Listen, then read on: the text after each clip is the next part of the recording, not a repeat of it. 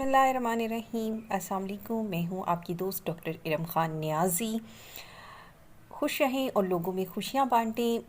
आज हम बात कर रहे हैं जिस टॉपिक पे, वो है, देखिए, अगर आपको नमूनिया की शिकायत हो या खांसी बहुत ज़्यादा तकलीफ़ दे होती हो, प्यास बहुत ज़्यादा लगती हो और मरीज़ जो है वो पानी बहुत ज़्यादा पीता हो, लेकिन देर देर के बाद, कुछ कुछ टाइम के बाद, और इसके साथ साथ जो है वो जब भी हरकत करता हो तो उसके अलावा उसकी तकलीफ़ में इजाफ़ा होता हो, खांसते वक्त उसके सर में दर्द होता हो, तो मरीज़ जो है वो जब भी सांस लेता है वो रुक रुक कर सांस लेता हो, तो ऐसे में आप पेशेंट को इस्तेमाल करवाएं ब्रायोनिया।